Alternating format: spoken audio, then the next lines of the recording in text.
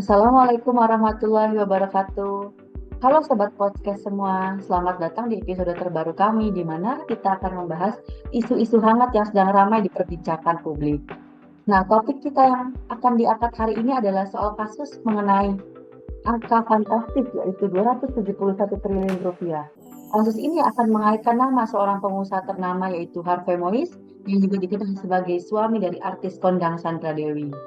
Isu ini telah menjadi sorotan utama baik di media maupun di masyarakat umum. Ada banyak spekulasi dan pertanyaan yang muncul terkait aliran dana ini, dan tentu saja implikasi hukum yang menyertainya. Untuk hari ini, podcast akan dipimpin oleh saya, Windy Permata, sebagai moderator, yang kita akan kedatangan tamu istimewa, yaitu ada Ibu Selma. Halo Ibu Selma. Selamat malam, Ibu. Malam Ibu. Kita akan diskusi bareng ya Bu terkait kasus yang sedang viral ini. Bagaimana Ya, Ibu siap-siap. kabarnya? Alhamdulillah kabarnya baik, Bu. Semoga Ibu juga dalam keadaan sehat. Amin. Terima kasih Ibu. Baik Ibu, apakah Ibu mengetahui terkait kasus yang lagi viral tersebut? Dan menurut Ibu, bagaimana sih sebenarnya kasus yang 271 triliun ini sehingga mengkaitkan nama Harvey Mois, yaitu yang kita kenal sebagai sosok dari suami Sandra Dewi? Bagaimana menurut sudut pandang Ibu? Ya, memang kasus korupsi senilai 271 triliun ini itu terkait dengan tata niaga timah di Indonesia ya Ibu, khususnya pada PT Timah Tbk di antara tahun 2015 sampai dengan 2022. Nah, Harvey Mois sendiri ini dikenal sebagai suami dari aktris Sandra Dewi seperti yang Ibu bilang tadi ya, terlibat sebagai salah satu tersangka dalam kasus ini. Dia juga diduga berperan sebagai perwakilan PT Refine Bangkatin atau RBT, perusahaan yang terkait dalam transaksi ilegal penambangan timah yang merugikan negara secara besar-besaran. Selain kerugian finansial, tentunya kasus ini juga berdampak serius kepada lingkungan, Bu. Baik Ibu, betul seperti yang Ibu jelaskan tadi ya, bahwa kasus ini sangatlah berdampak besar ya Bu ya, selain untuk kerugian negara dan juga untuk terhadap lingkungan. Sebenarnya ya Bu ya, yang kita ketahui 271 triliun itu tidak besar, tidaklah sedikit ya Ibu ya, sangatlah besar ya. Nah, sehingga kita harus mempertanyakan nih dari mana angka 271 triliun tersebut. Dan apakah ada informasi konkret terkait bagaimana aliran dana ini bisa melibatkan individu seperti Harvey Mois, dan kita juga tahu ada artis terkenal yaitu Helena Lim, dan mungkin melibatkan pejabat ya Bu ya. Bagaimana tanggapan Ibu? Jadi jika memang kita mengikuti kasus ini ya Bu ya, asal angka dari 271 triliun ini tuh berasal dari total kerugian negara akibat pengelolaan timah yang tidak transparan dan ilegal tentunya, terutama yang ada di pada PT Timah Tbk. Nah, investigasi menunjukkan transaksi gelap terkait penambangan dan penjualan timah yang diduga melibatkan sejumlah pihak, termasuk individu seperti Harvey Mois yang berperan sebagai perwakilan sebuah perusahaan itu tadi. Nah, di sini memang peran pengusaha ini sangat besar dan para pejabat-pejabat yang terlibat juga ikut berperan ya Bu ya, karena Ibu. rata-rata mereka semua ini adalah orang-orang yang memiliki kesempatan atau bisa dibilang bertindak dalam pengambilan keputusan strategis gitu. Namun dalam kasus besar yang seperti ini kemungkinan ada juga sistem yang lebih luas di mana itu melibatkan beberapa jaringan-jaringan yang sangat kompleks dan mencakup berbagai pihak dari luar individu tertentu seperti itu, Bu. Betul Ibu, seperti yang Ibu bilang ya, ini melibatkan banyak pihak ya Ibu. Makanya kita dapat melakukan analisa nih Bu, melalui kasus tersebut. Jadi kita akan melakukan analisa dari dengan SWOT analisis, yaitu ada strength, weakness, opportunity, and threats.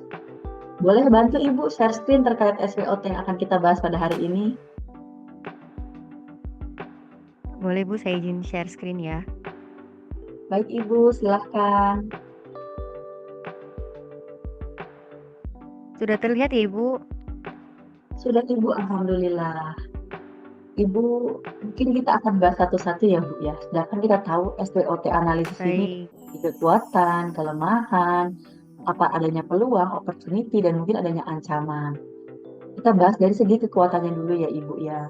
Menurut Ibu Salma, apa yang bisa kita lihat dalam kasus ini, terutama terkait penanganan oleh pihak yang berwenang?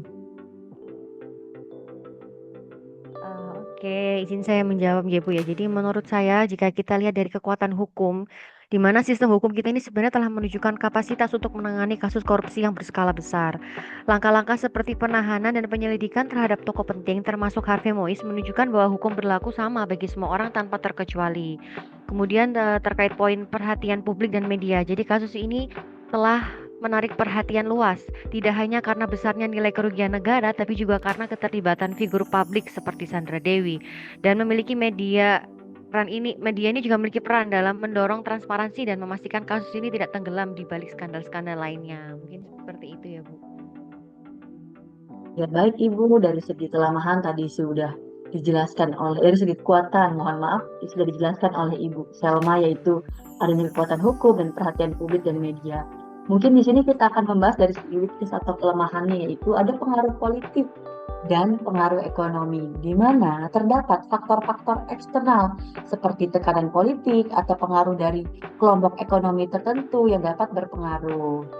Begitu Ibu Salma, Ya, baru kita benar. lihat dari dua sisi ya dari segi kekuatan, strength-nya, kita lihat dari segi weakness-nya. Dan mungkin yang ketiga akan kita bahas dari segi opportunity atau peluangnya Ibu. Di tengah masalah ini, menurut Ibu, apakah peluang yang bisa kita ambil sebagai masyarakat ini dari kasus tersebut Ibu? Jadi jika kita amati ya Ibu, yang pertama mungkin dapat meningkatkan kesadaran tentang pentingnya transparansi dan akuntabilitas, di mana kasus ini bisa menjadi titik balik dalam meningkatkan kesadaran masyarakat tentang pentingnya pengawasan dan transparansi dalam bisnis, terutama bagi perusahaan besar yang berurusan dengan sumber daya negara. Kemudian kita juga bisa jadikan perbaikan kebijakan bisnis dan hukum. Apabila jika kasus ini ditangani dengan baik, maka dapat menjadi momentum untuk memperbaiki kebijakan pengawasan keuangan dan bisnis. Dan ada peluang juga untuk memperkuat regulasi yang mencegah skandal semacam ini tuh akan terjadi lagi. Mungkin seperti itu, Bu. Baik Ibu, terima kasih banyak atas pendapatnya dari segi peluang, di mana ada dua, yaitu Ibu meningkatkan kesadaran tentang pentingnya transparansi dan akuntabilitas, dan yang kedua ada perbaikan kebijakan bisnis dan hukum. Kita akan membahas yang terakhir ya Ibu ya, terkait threat atau ancaman. Di sini apa aja sih ancaman yang akan muncul, yang mungkin akan muncul dalam kasus ini? Yang pertama itu kita bisa lihat dari kepercayaan publik terhadap institusi hukum. Jika kasus ini tidak diselesaikan dengan baik dan transparan, maka dapat memunculkan krisis kepercayaan. Oleh sebab itu, kasus ini diselenggarakan secara transparan ya Ibu ya, yang kita tahu bahwa sudah transparan ya dalam memeriksa kasus tersebut. Yang kedua, adanya dampak ekonomi dan reputasi sektor publik, di mana skandal besar itu dapat mempengaruhi reputasi dari segi industri pertambangan, yang dimana industri tersebut sudah cukup rentan dengan isu-isu korupsi ya. Ini dapat membahayakan, di mana dapat mempengaruhi investor dan kepercayaan publik terhadap sektor tersebut. Gitu Bu Salma, yang sudah kita bahas analisa tadi ya Ibu ya. Ya, mungkin kesimpulannya ya Bu, kita perlu melihat lagi suatu isu itu dari segi SWOT analisisnya ya, karena tujuannya agar bisa menjadi bahan pembelajaran yang lebih baik ke depannya. Betul Ibu. Menurut saya kasus ini sangatlah merugikan negara dalam jumlah yang cukup besar ya, dan berdampak pada kerusakan, tidak hanya kerugian dalam hal materi tapi juga kerusakan lingkungan. Di mana kita ketahui di dalam kasus ini banyak oknum yang terlibat dalam melakukan tindakan kasus korupsi tersebut. Nah, saya dapat simpulkan dari 4 SWOT ini, setiap poinnya itu memiliki dampak-dampak tersendiri gitu ya Bu ya, sudah kita ketahui tadi. Terima kasih Bu Salma untuk diskusi yang sangat informatif dan menarik hari ini. Mungkin dari Ibu Salma ada tambahan kesimpulan sebelum kita tutup podcast kita pada hari ini. Ya, mungkin singkatnya ya Ibu, kita tuh berharap kasus ini tuh bisa menjadi pelajaran bagi banyak pihak dan membawa perbaikan bagi sistem hukum di negara kita khususnya. Mungkin itu dulu ya Bu dari saya. Iya Ibu, terima kasih karena kasus ini sudah transparan ya Bu. Ya menurut saya sudah transparan dan sudah berjalan dengan baik. Terima kasih Ibu Salma untuk diskusi yang sangat informatif dan menarik pada hari ini, dan kita membahas SWOT dan kasus yang sedang menjadi sorotan ya Ibu ya, di mana kasus seperti ini memang seringkali kompleks dan membutuhkan pemahaman yang mendalam dari berbagai aspek. Kita berharap kasus ini bisa menjadi pelajaran bagi banyak pihak dan membawa perbaikan untuk kedepannya. Semoga kita bisa terus mengikuti perkembangan atas kasus ini dan akan mendapatkan ilmu yang bermanfaat atas kita mempelajari kasus tersebut. Itu Ibu. Dan mungkin kita tidak akan berlama-lama ya Ibu ya.